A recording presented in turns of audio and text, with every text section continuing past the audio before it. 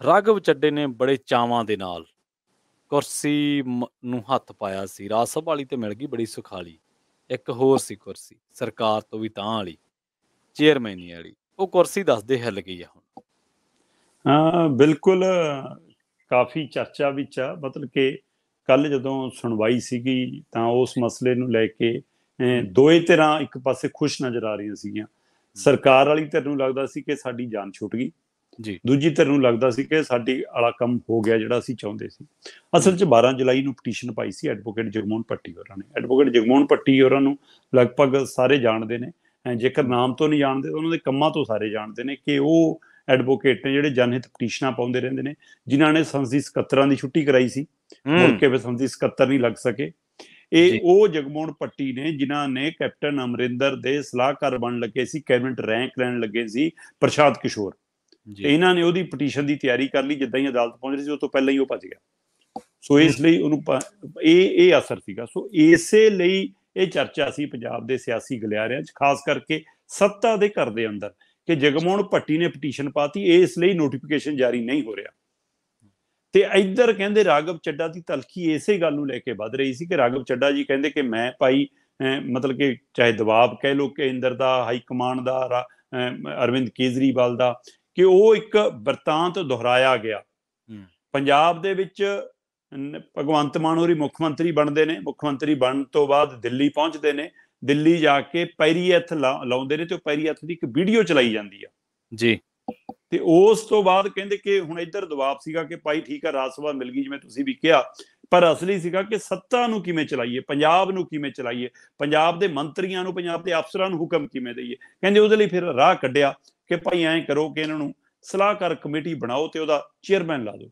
ਇੱਕ ਹੁੰਦਾ ਕਿ ਤੁਸੀਂ ਕਿਸੇ ਮੁੱਖ ਮੰਤਰੀ ਦੇ ਸਲਾਹ ਕਰ ਲੱਗੇ, ਇੱਕ ਹੁੰਦਾ ਕਿਸੇ ਮੰਤਰੀ ਦੇ ਸਲਾਹ ਕਰ ਲੱਗੇ, ਪਰ ਇੱਕ ਕਮੇਟੀ ਧਿਆਨ ਹੋਂਦ ਚ ਲਿਆਉਣੀ, ਉਹ ਵੀ ਫਿਰ ਕਹਿ ਕੇ ਕੈਬਨਿਟ ਰੈਂਕ ਦੇ ਕੇ, ਤੇ ਇਹਦੇ ਲਈ ਦਫ਼ਤਰ ਵੀ ਦੇਣਾ, ਮੁਲਾਜ਼ਮ ਵੀ ਦੇਣ ਦੀ ਤਿਆਰੀ ਕਰਨੀ। ਤੇ ਉਹ ਤੋਂ ਹਿਸਾਬ ਸੀਗਾ ਕਿ ਇੱਕ ਸਰਕਾਰ ਤਿਆਰ ਹੋ ਰਹੀ ਆ ਜੀ, ਸੂਬੇ 'ਚ 2 ਸਰਕਾਰਾਂ ਤਿਆਰ ਹੋ ਰਹੀਆਂ।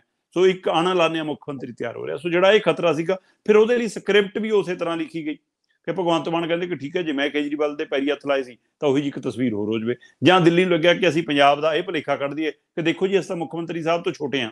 ਸੋ ਇਸ ਲਈ ਉਹ ਇੱਕ ਸਕ੍ਰਿਪਟ ਉਹਨਾਂ ਦਿਨਾਂ 'ਚ ਚੱਲੀ ਕਿ ਦੇਖੋ ਜੀ ਫੋਨ ਤਾਂ ਪਹਿਲਾਂ ਹੀ ਸੋਫੇ ਤੇ ਪਿਆ ਸੀਗਾ, ਇਹ ਸਾਈਡ ਤੋਂ ਆ ਕੇ ਸਿਰਫ ਵੀਡੀਓ ਬਣਾਉਣ ਲਈ ਪੈਰੀ ਹੱਥ ਲਾਏ ਨੇ। ਸੋ ਪੈਰੀ ਹੱਥ ਵੀ ਲਾਤੇ। ਰਾਘਵ ਚੱਡਾ ਜੀ ਲਈ ਚਿੱਠੀ ਵੀ ਜਾਰੀ ਹੋ ਗਈ, ਰਾਘਵ ਚੱਡਾ ਜੀ ਨੇ ਪੈਰੀ ਹੱਥ ਵੀ ਲਾਤੇ ਭਗਵੰਤ ਮਾਨ ਦੇ। ਉਹ ਵੀਡੀਓ ਫੋਟੋਆਂ ਸੋਸ਼ਲ ਮੀਡੀਆ ਤੇ ਵੀ ਪਾਤੀਆਂ। ਫਿਰ ਨਾਰਾਜ਼ਗੀ ਵਧੀ ਕਿ ਇੰਨੇ ਦਿਨਾਂ ਤੋਂ ਬਾਅਦ ਵੀ, ਸਾਰਾ ਕੁਝ ਕਰਨ ਦੇ ਬਾਅਦ ਵੀ ਮੇਰਾ ਨੋਟੀਫਿਕੇਸ਼ਨ ਨਹੀਂ ਹੋ ਰਿਹਾ, ਮੈਨੂੰ ਕੁਰਸੀ ਨਹੀਂ ਮਿਲ ਰਹੀ। ਸੋ ਇੱਧਰ ਉਹ ਮਾਮਲਾ ਚੱਲ ਰਿਹਾ ਸੀਗਾ ਕਿ ਇੱਧਰ ਪਟੀਸ਼ਨ ਪੈ ਗਈ। ਸੋ ਪਟੀਸ਼ਨ ਤੋਂ ਬਾਅਦ ਭਗਵੰਤ ਮਾਨ ਨੇ ਤਾਂ ਸਾਹ ਲਿਆ ਹੋਣਾ, ਹੁਣ ਚਾਹੇ ਮੰਨਣ ਚਾਹੇ ਨਾ ਮੰਨਣ।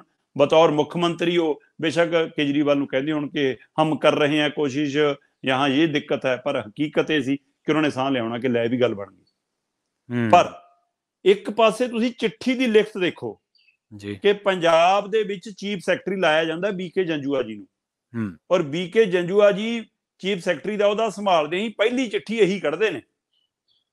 ਔਰ ਇਹ ਚਿੱਠੀ ਉਸ ਦਿਨ ਕੱਢੀ ਜਾਂਦੀ ਹੈ ਜਿੱਦਣ ਮੁੱਖ ਮੰਤਰੀ ਭਗਵੰਤ ਮਾਨ ਹੋਰੀ ਦੂਜੇ ਵਿਆਹ ਦੀਆਂ ਲਾਵਾਂ ਲੈ ਰਹੇ ਸੀ। ਸੋ ਉਸ ਸਮੇਂ ਚਿੱਠੀ ਕੱਢੀ ਗਈ। ਤੇ ਇੱਧਰ ਉਹ ਕਹਿੰਦੇ ਕਿ ਕੁੜੀ ਦਾ ਭਰਾ ਬਣ ਕੇ ਮਤਲਬ ਕਿ ਲਾਵਾਂ 'ਚ ਬੈਠਾ ਸੀਗਾ ਰਾਘਵ ਚੱਡਾ, ਤੇ ਉਧਰ ਚਿੱਠੀ ਜਾਰੀ ਹੋ ਗਈ, ਤੁਹਾਨੂੰ ਚੇਅਰਮੈਨੀ ਦਾ ਤੋਹਫਾ ਜੀ। ਚਲੋ, ਪਰ ਪਟੀਸ਼ਨ ਦੇ ਵਿੱਚ ਜਿਹੜਾ ਕੱਲ ਕੋਰਟ ਦੇ ਵਿੱਚ ਜੋ ਕੁਝ ਹੋਇਆ, ਉਸ ਨੇ ਸੱਤਾਧਾਰੀ ਧਿਰ ਨੂੰ ਤਾਂ ਇਹ ਰਾਹਤ ਦਿੱਤੀ ਕਿ ਪਟੀਸ਼ਨ ਲਗਭਗ ਖਤਮ ਕਰ ਦਿੱਤੀ ਹੈ, ਮਾਮਲਾ ਕੋਰਟ ਨੇ ਨਿਪਟਾ ਦਿੱਤਾ। ਕੋਰਟ ਨੇ ਕਿਹਾ ਸਰਕਾਰ ਨੂੰ ਕਿ ਭਾਈ ਤੁਸੀਂ ਜਿਹੜੀ ਪਟੀਸ਼ਨ 'ਚ ਸਵਾਲ ਚੁੱਕੇ ਗਏ ਨੇ ਉਹਦਾ ਜਵਾਬ ਦਿਓ ਜੀ, ਸਾਨੂੰ ਵੀ ਦੱਸਿਓ ਤੇ ਪਟੀਸ਼ਨ ਕਰਤਾ ਨੂੰ ਵੀ ਜਵਾਬ ਦਿਓ, ਤੇ ਇਹਦੇ ਤੇ ਫੈਸਲਾ ਆਪ ਲਓ। ਪਰ ਜਿਹੜੀਆਂ ਟਿੱਪਣੀਆਂ ਮੂੰਹ ਜ਼ਬਾਨੀ ਕੀਤੀਆਂ ਹਾਂਜੀ, ਉਹ ਕਮਾਲ ਸੀਗੀਆਂ। ਉਹਦੇ ਵਿੱਚ ਉਹਨਾਂ ਨੇ ਪੁੱਛਿਆ ਕਿ ਕੀ ਇਹ ਸੰਵਿਧਾਨਕ ਅਹੁਦਾ, ਕੀ ਇਹਨੂੰ ਕਾਨੂੰਨੀ ਮਾਨਤਾ ਹੈ ਜੀ, ਕੀ ਤੁਸੀਂ ਇਸ ਹੱਦ ਤੱਕ ਆ ਗਏ ਕਿ ਜਿਹੜੇ ਬੰਦੇ ਨੇ ਨਾ ਚੋਣ ਜਿੱਤੀ ਨਾ ਲੋਕਾਂ ਨੇ ਉਹਨੂੰ ਚੁਣਿਆ, ਤੁਸੀਂ ਉਸ ਨੂੰ ਇੱਕ ਸੰਵਿਧਾਨਕ ਅਹੁਦਾ ਕਿਵੇਂ ਦੇ ਸਕਦੇ ਹੋ? ਜੇਕਰ ਤੁਸੀਂ ਕੈਬਨਿਟ ਰੈਂਕ ਦੇਣਾ ਹੈ, ਕੁਰਸੀ ਦੇਣੀ ਹੈ, ਅਮਲਾ ਫਾਲਾ ਦੇਣਾ, ਤਾਂ ਫਿਰ ਸੰਵਿਧਾਨਕ ਤੌਰ ਤੇ ਤਾਂ ਰਾਜਪਾਲ ਨੇ ਸਹੁੰ ਚੁਕਾਉਣੀ ਹੁੰਦੀ ਹੈ, ਉਹਨੂੰ ਕੌਣ ਸਹੁੰ ਚੁਕਾਊਗਾ? ਸਰਕਾਰ ਨੇ ਆਪਣੀ ਜਾਨ ਇਹ ਕਹਿ ਕੇ ਛਡਾਉਣ ਦੀ ਕੋਸ਼ਿਸ਼ ਕੀਤੀ ਕਿ ਨਹੀਂ ਜੀ ਅਸੀਂ ਤਾਂ ਕੋਈ ਨੋਟੀਫਿਕੇਸ਼ਨ ਜਾਰੀ ਨਹੀਂ ਕੀਤਾ, ਇਹ ਤਾਂ ਇੱਕ ਐਡਹੌਕ ਕਮੇਟੀ ਹੈ, ਇਹ ਤਾਂ ਬਸ ਪੰਜਾਬ ਦੀ ਸਰਕਾਰ ਨੂੰ ਜਦੋਂ ਲੋੜ ਹੋਈ ਕਿਸੇ ਮਸਲੇ ਤੇ ਸਲਾਹ ਲੈ ਲਿਆ ਕਰਨਗੇ। ਉਹ ਕਹਿੰਦੇ ਭਾਈ ਐਮਐਲਏ ਨਹੀਂ ਤੁਹਾਡੇ ਕੋਲ, 92 MLA ਨੇ ਤੁਹਾਡੀ ਸਰਕਾਰ ਦੇ ਵਿੱਚ, ਤੁਸੀਂ ਮੰਤਰੀ ਬਣਾ ਲਏ, ਤੁਸੀਂ ਚੀਫ ਸੈਕਟਰੀ ਰੱਖ ਲਏ, ਸਕੱਤਰ ਰੱਖ ਲਏ, ਤੁਹਾਡੇ ਕੋਲ ਅਫਸਰਸ਼ਾਹੀ ਹੈ, ਤੇ ਉਹਦੇ ਬਾਵਜੂਦ ਫਿਰ ਆ ਸਲਾਹਕਾਰ ਕਮੇਟੀ ਦੀ ਕੀ ਲੋੜ ਪੈ ਗਈ? ਤੇ ਫਿਰ ਤੁਸੀਂ ਉਹਨੂੰ ਜਿਹੜਾ ਰੈਂਕ ਦੇ ਰਹੇ ਹੋ, ਸਰਵ ਦੇ ਰਹੇ ਹੋ, ਉਹ ਕੀ ਸੰਵਿਧਾਨ ਦੇ ਉਲਟ ਨਹੀਂਗਾ? ਸੋ ਇਸ ਤੇ ਜਦੋਂ ਸਵਾਲ ਆਏ ਤਾਂ ਫਿਰ ਉੱਥੇ ਮਤਲਬ ਕਿ ਸਰਕਾਰ ਕੋਲ ਕੋਈ ਜਵਾਬ ਨਹੀਂ ਸੀ। ਹਾਂ, ਇਹ ਤਾੜਨਾਮਾ ਕਹਿ ਲਓ, ਇਹ ਝਾੜਾਂ ਕਹਿ ਲਓ, ਇਹਨੂੰ ਟਿੱਪਣੀਆਂ ਕਹਿ ਲਓ, ਪਰ ਇਹਨੂੰ ਲਿਖਤ 'ਚ ਕਿਤੇ ਨਹੀਂ ਲਿਆ। ਪਟੀਸ਼ਨਕਰਤਾ ਨੂੰ ਵੀ ਕਿਹਾ ਕਿ ਭਾਈ ਠੀਕ ਆ, ਲੋੜ ਹੋਊਗੀ ਦੁਬਾਰਾ ਸ਼ੁਰੂ ਹੋ ਜੂਗੀ ਕਾਰਵਾਈ, ਪਹਿਲਾਂ ਤੁਸੀਂ ਜਵਾਬ ਲਿਖੋ। ਸੋ ਹੁਣ ਭੱਟੀ ਹੋਰੀ ਸਰਕਾਰ ਦਾ ਜਵਾਬ ਲਿਖਣਗੇ। ਸਰਕਾਰ ਇਹਨੂੰ ਕੀ ਜਵਾਬ ਦਿੰਦੀ ਆ? ਸਰਕਾਰ ਨੇ ਇੰਨਾ ਕਹਿ ਕੇ ਪੱਲਾ ਛਡਾ ਲਿਆ ਕਿ ਅਸੀਂ ਤਾਂ ਜੀ ਸਿਰਫ ਇੱਕ ਲੈਟਰ ਜਾਰੀ ਕੀਤਾ। ਉਹ ਕਹਿੰਦੇ ਲੈਟਰ ਫਿਰ ਕੀ ਆਧਾਰ ਰੱਖਦਾ? ਚਿੱਠੀ ਦੀ ਕੀ ਹੁੰਦਾ ਜਦੋਂ ਇਹ ਅਹੁਦਾ ਸੰਵਿਧਾਨਕ ਹੈ? ਫਿਰ ਉਹ ਸੰਵਿਧਾਨਕ ਰੂਪ। ਸੋ ਇਸ ਲਈ ਮੈਨੂੰ ਲੱਗ ਰਿਹਾ ਕਿ ਰਾਘਵ ਚੱਡਾ ਲਈ ਹੁਣ ਕੁਰਸੀ ਲੈਣੀ ਔਖੀ ਹੈ, ਕਿਉਂਕਿ ਇਸ ਅਹੁਦੇ ਦੇ ਰਾਹੀਂ ਉਹਨਾਂ ਨੂੰ ਇੱਕ ਦਫ਼ਤਰ ਅਲਾਟ ਹੋਣਾ ਸੀ ਜੀ, ਨਾਲ ਸਕੱਤਰ ਮਿਲਣਾ ਸੀ, ਨਾਲ ਮੁਲਾਜ਼ਮ ਮਿਲਣੇ ਸੀ। ਬੇਸ਼ੱਕ ਕਹਿੰਦੇ ਤਨਖਾਹ ਕੋਈ ਨਹੀਂ ਲੈਣੀ, ਕੋਠੀ ਰਾਜ ਸਭਾ ਦੇ ਕੋਟੇ ਚੋਂ ਲਈ ਹੋਈ ਆ, ਸਾਰਾ ਕੁਛ ਮਤਲਬ ਕਿ ਪਹਿਲਾਂ ਹੀ ਲਿਆ ਹੋਇਆ। ਸੋ ਇਸ ਲਈ ਆਹ ਸਾਰਾ ਕੁਛ ਹੁਣ ਅਮਲੀ ਜਾਮਾ ਪਹਿਨਾ ਕੇ ਇਹਦਾ ਮਤਲਬ ਅਦਾਲਤ ਨੂੰ, ਮਾਨਯੋਗ ਜੱਜਾਂ ਨੂੰ ਵੀ ਗੱਲ ਸਮਝ ਆਈ ਕਿ ਭਾਈ ਤੁਸੀਂ ਪੈਰਲਲ ਸਰਕਾਰ ਚਲਾਉਣ ਦੀ ਕੋਸ਼ਿਸ਼ ਕਰ ਰਹੇ ਹੋ। ਸੋ ਉਹਨਾਂ ਦੀ ਤਾੜਨਾ ਤੋਂ ਬਾਅਦ ਸਰਕਾਰ ਲਈ ਹੁਣ ਦਿੱਕਤ ਹੋਏਗੀ। ਸਰਕਾਰ ਇਹਦੇ ਉੱਤੇ ਕਿਵੇਂ ਆਪਣਾ ਪੱਖ ਬਚਾ ਕੇ ਰਿਪੋਰਟ ਕੀ ਲਿਆਉਂਦੀ ਆ, ਜਵਾਬ ਕੀ ਦਿੰਦੀ ਆ, ਦੇਖਣ ਵਾਲੀ ਗੱਲ ਹੋਊਗੀ। ਫਿਲਹਾਲ ਰਾਘਵ ਚੱਡਾ ਜੀ ਦੀ ਚੇਅਰਮੈਨ ਵਾਲੀ ਕੁਰਸੀ ਤਾਂ ਹੁਣ ਮੈਨੂੰ ਲੱਗਦਾ ਥੱਲੇ ਖਿਸਕ ਗਈ ਹੈ।